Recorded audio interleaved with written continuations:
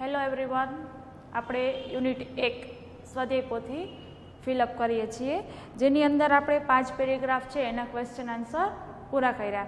હવે છઠ્ઠા પેરેગ્રાફની અંદર આપણે પ્રશ્ન નંબર 1 જોઈએ તો, how did Eddie catch the cheetah cubs.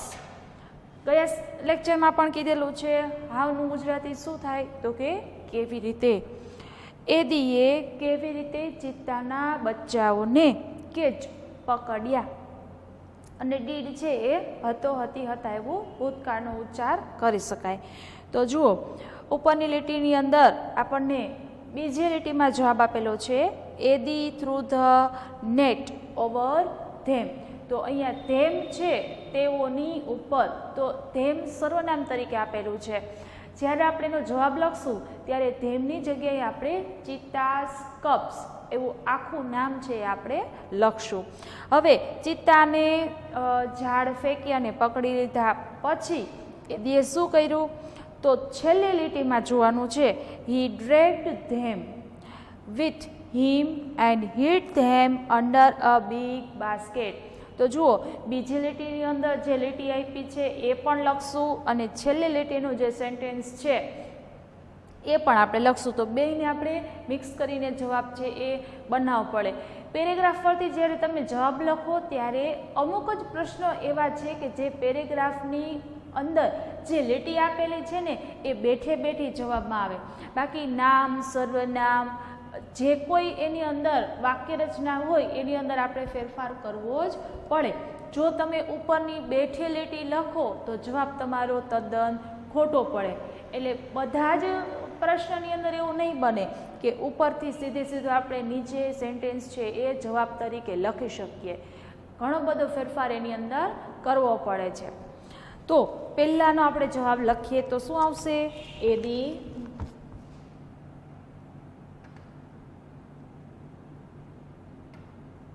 through the net over the cubs.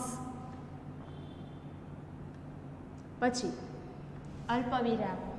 હવે આવશે caught them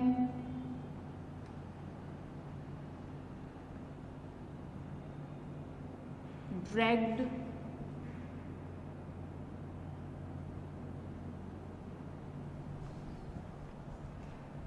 them and hid them under a big basket. એક મોટા ટોપલા નીચે તેને છુપાવી દીધા. અહીંયા હિડ છે એ શું છે? હાઇડનું ભૂતકાળનું રૂપ છે. પ્રશ્ન number 2, why did Eddie catch both the cups. પ્રશ્ન વાયથી છે તો જવાબ બીકોઝથી આવે. તો સૌથી પહેલાં પ્રશ્નનું જે સેન્ટેન્સ છે એ આપણે લખવું પડે. તો ડીડ પ્લસ કેચ આપેલું છે. જ્યારે આપણે એનો જવાબ લખશું ત્યારે ડીડ નીકળી જાય તો કેચનું શું થઈ જશે તો કે કોટ થઈ જશે. એટલે બીજો જવાબ આવશે એડી કોટ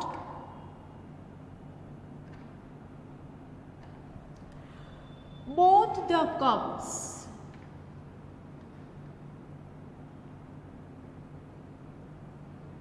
હવે આવશે because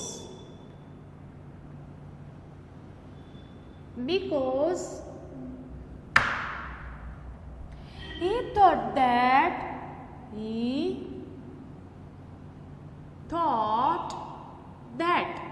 તેણે વિચાર્યું કે it was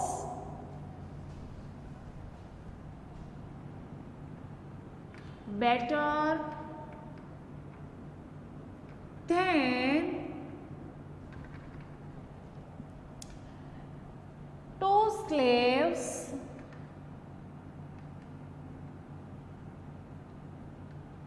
than one.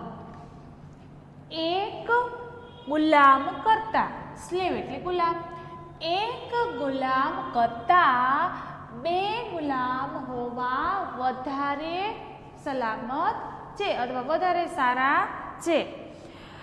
It was better to slave than one.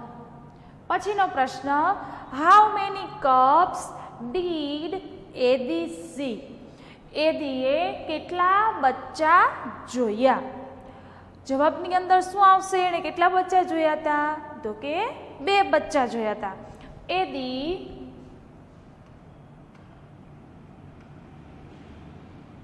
show 2 tiny cups. tiny cups એટલે નાના બચ્ચાઓ. પ્રશ્ન number 4, why could the cubs not run away? Run અવે એટલે દોડી જવું, ભાગી જવું, નાસી જવું. શા માટે બચ્ચાઓ નાસી છૂટી શકતા અથવા ભાગી શકતા ન હતા? અહીંયા કુડ છે એ કેનનું ભૂતકાળ છે. શા માટે તેઓ દોડી શકતા ન હતા, ચાલી શકતા ન હતા? બંને ગુજરાતી થઈ શકે. તો એનો જવાબ આપણને પેરેગ્રાફની અંદર જ આપેલો છે. જુઓ, ઇટ ઇઝ ટુ યંગ, કારણ કે તેઓ ખૂબ જ નાના હતા. જવાબ આપણે લખીએ, ધ કપ્સ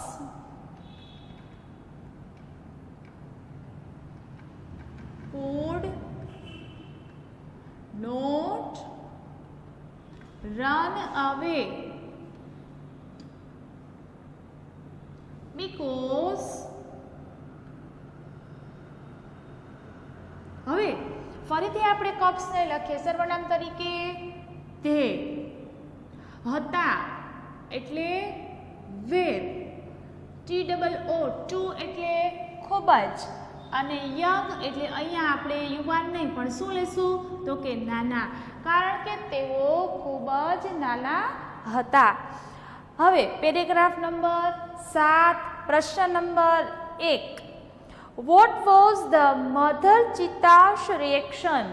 પેલા પ્રશ્ન જ્યારે મોટો હોય ત્યારે પેલા અડધા પ્રશ્નનું ગુજરાતી આપણે કરવાનું. શું હતું? વોટ એટલે શું, વોઝ એટલે હતું.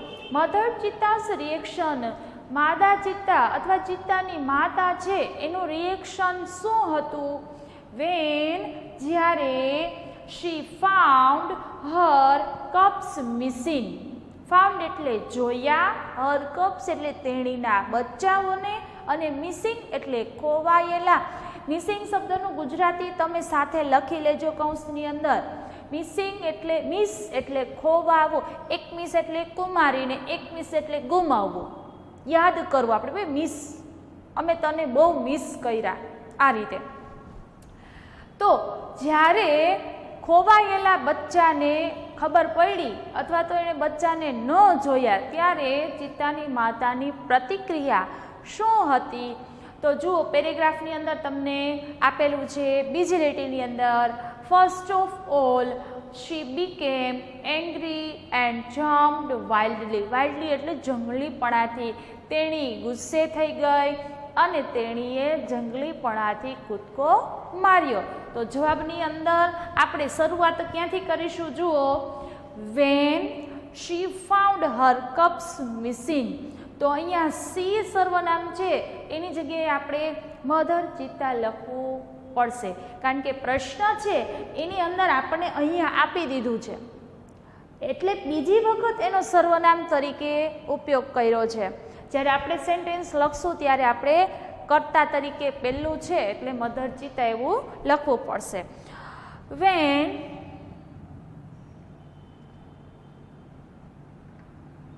મધર ચિત્તા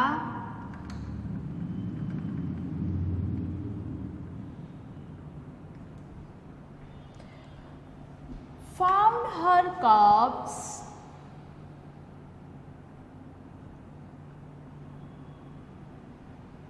missing, અલ્પવિરામ, જ્યારે ચિત્તાની માતાએ તેના બચ્ચાને ખોવાયેલા જોયા. હવે આવશે તેણી, તો કે she became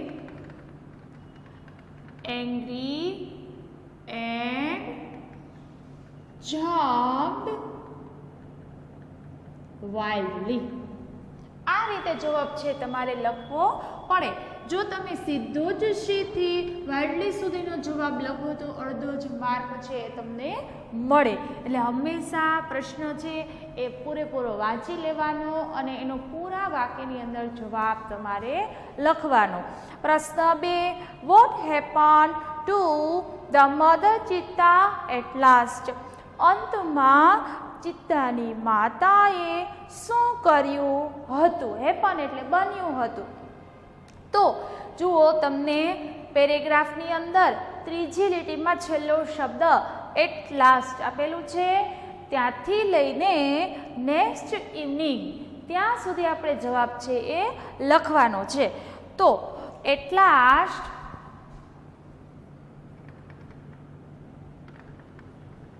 પછી અલ્પવિરામ ધ મધર ચિત્તા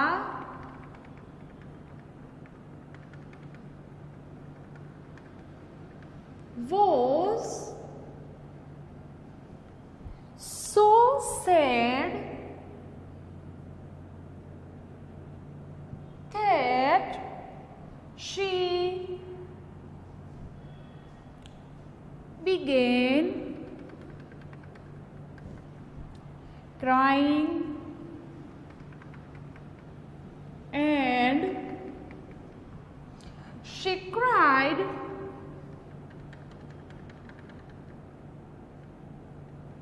till the next evening. તેણી બીજા દિવસની સાંજ સુધી, ટીલ એટલે સુધી, રડતી રહી. પછીનો પેરેગ્રાફ નંબર 8, પ્રશ્ન number 1, Who was Shano? What were his qualities? Qualities એટલે વિશેષતાઓ અથવા ખાસિયતો. તો એ બહુવચન આપેલું છે એટલે જો તમને વેર આપેલું છે તો જ્યારે બહુવચનનો કોઈ પણ શબ્દ છે એના વિશે આપણે પ્રશ્ન બનાવવો છે તો આપણે વેરની જરૂર પડશે. હવે શાનો કોણ હતો? તો આપણને પ્રશ્નની અંદર આપેલું જ છે પેરેગ્રાફની અંદર કે શાનો છે એ ખૂબ જ સમજુ અને વૃદ્ધ માણસ હતો. પછી એની ક્વોલિટીઝ કઈ કઈ છે, એને શું ગમતું હતું? તો જુઓ પેરેગ્રાફની અંદર ત્રીજી લીટી, ધીસ ઓલ્ડ મેન, પછીનું વાક્ય, Shano was very wise, Shano છે એ ખૂબ જ સમજુ હતો. He loved animals and knew all about them. તો ઓલ્ડ મેનથી લઈ અને ધેમ સુધી આપણે જવાબ છે એ લખવાનો થશે. પણ આપણે શું લખવું પડે સૌથી પહેલા? તો કે શાનો વોઝ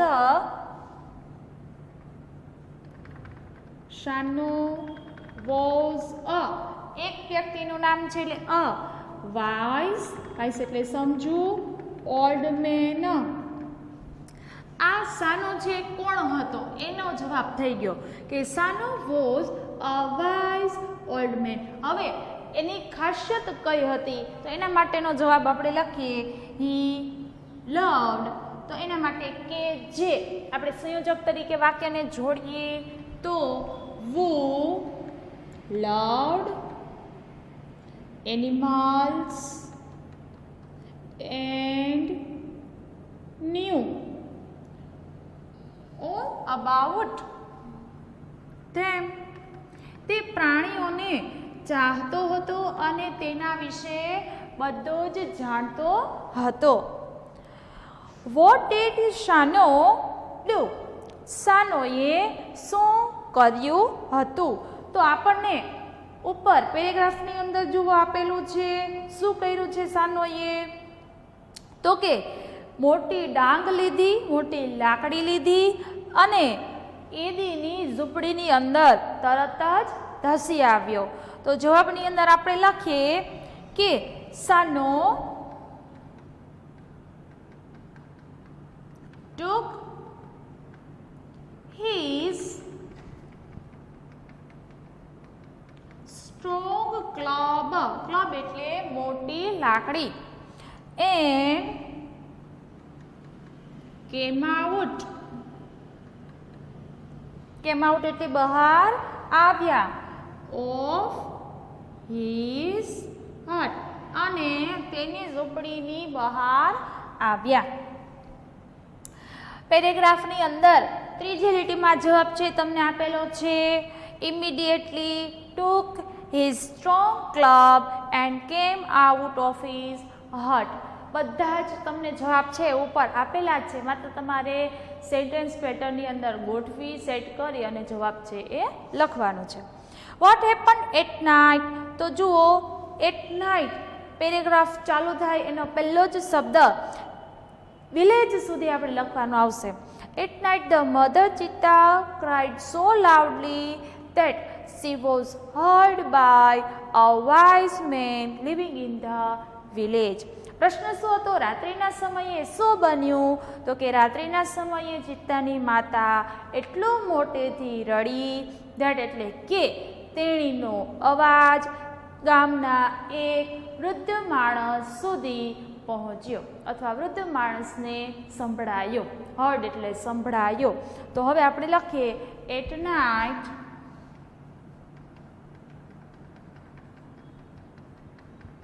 પછી આવશે અલ્પવિરામ, ધ મધર ચિત્તા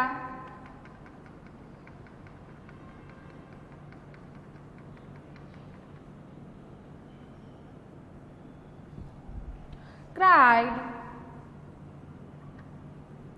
so loudly that એટલી મોટેથી રડી કે she was heard,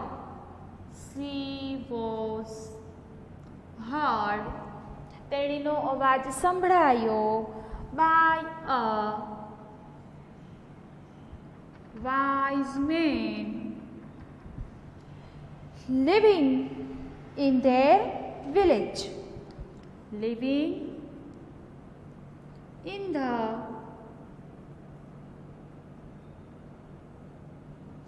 village. હવે પેરેગ્રાફ નંબર 8 પ્રશ્ન નંબર 1 આપણે પૂરો કર્યો. બરાબર, 3 પ્રશ્નો છે આપણે કમ્પ્લીટ કરી લીધા. હવે પેજ નંબર 8 ઉપર પ્રશ્ન નંબર 4. વોટ ડીડ શાનો નો, શાનો શું જાણતો હતો? When he found out the cups. Found out એટલે શોધી કાઢ્યા. જ્યારે તેણે બચ્ચાઓને શોધી કાઢ્યા ત્યારે શાનો શું જાણતો હતો? શાનોને શેની ખબર પડી ગઈ? તો કે આ કામ એદીનું જ હોવું જોઈએ. તો જવાબ શું આવશે? It was Eddie's wicked idea. આ એદીનો જ દુષ્ટ વિચાર હોવો જોઈએ. તો આપણે લખીએ જવાબ he knew that, અથવા he ની જગ્યાએ આપણે એદી મૂકીએ. એદી knew that it was એદીસ વિગ્ડ. વિગ્ડ એટલે દુષ્ટ. આ એદીનો જ દુષ્ટ વિચાર હશે. Full stop. પેરેગ્રાફ નંબર 9 પ્રશ્ન number 1. Why did Shano get angry with Eddie? શા માટે શાનો એદી પર ગુસ્સે થઈ ગયો? શા માટે ગુસ્સે થઈ ગયો? તો સૌથી પહેલાં તો આ એદીનો દુષ્ટ વિચાર હતો એટલા માટે. અને એદી છે એ કેવી વ્યક્તિ છે? તો કે ખૂબ આળસુ વ્યક્તિ છે અને દુષ્ટ વ્યક્તિ છે. તો હવે આપણે જવાબ લખીએ. પેરેગ્રાફ 9 પ્રશ્ન 1. Because he was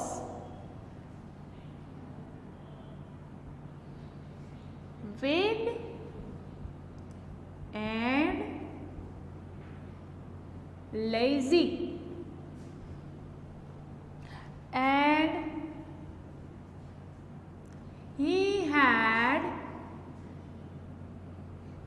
broken.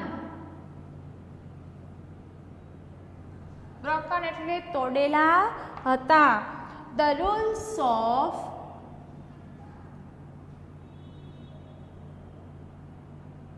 their tribe. તેઓની જાતિના નિયમો તોડેલા હતા. And brought dishonor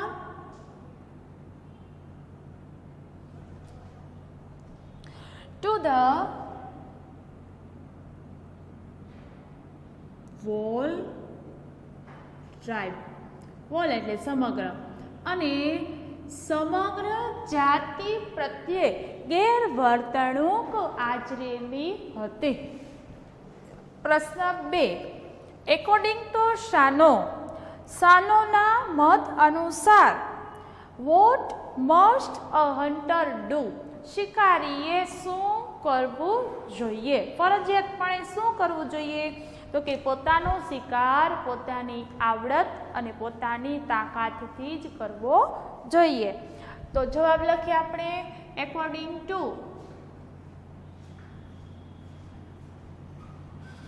શાનો, પછી આવશે full stop, a hunter must hunt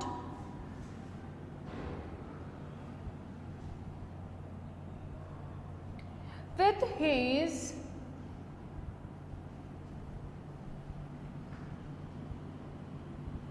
own strength and skill. પછીનો પ્રશ્ન, who was angry with એડી, કોણ એડીથી ગુસ્સે હતું? તો આવશે જવાબ શાનો. શાનો was angry with Eddie. Paragraph number 10, પ્રશ્ન number 1. What did all the members of the tribe decide? બધા જ જાતિના અથવા ઝુલુ જાતિના બધા જ સભ્યોએ શું નિર્ણય કર્યો? શું નિર્ણય કર્યો? તો કે એદીને પોતાની જાતિમાંથી બહાર કાઢવાનો અને ગામની બહાર કાઢવાનો નિર્ણય કર્યો. All the members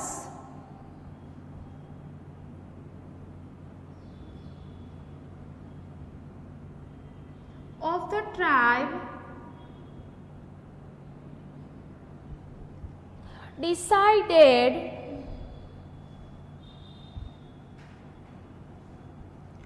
to drive away, એટલે કે હાંકી કાઢવું, drive away એદી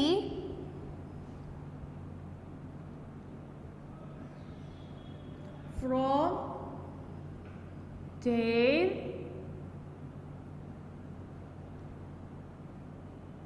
village. What did Sano do with the cubs?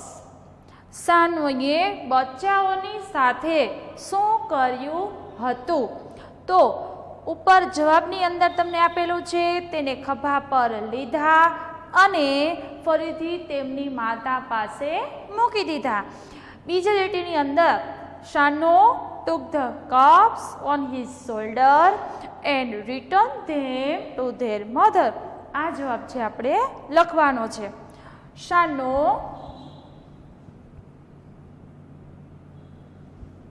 took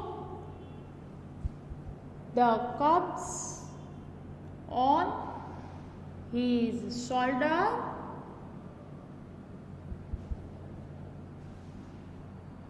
and returned them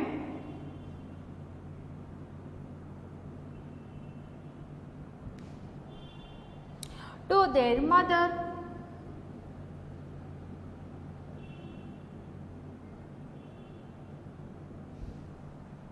પછીનો પ્રશ્ન, what was the result of the long weeping of the mother ચિત્તા?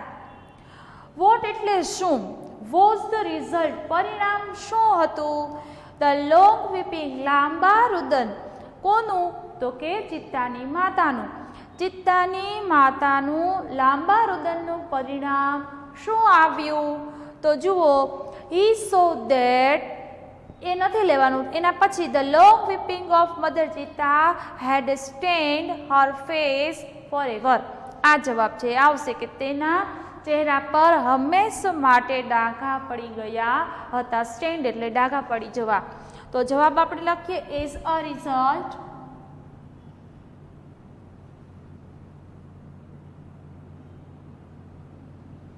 અલ્પવિરામ of the long weeping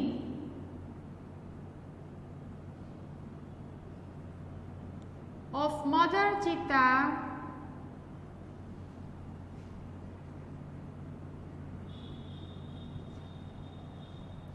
અલ્પવિરામ she had stained on her face forever. તેના ચહેરા પર forever એટલે હંમેશા માટે અને હેડ સ્ટેન્ડ એટલે પૂર્ણ ભૂતકાળ, હંમેશા માટે ડાઘા પડી ગયા હતા.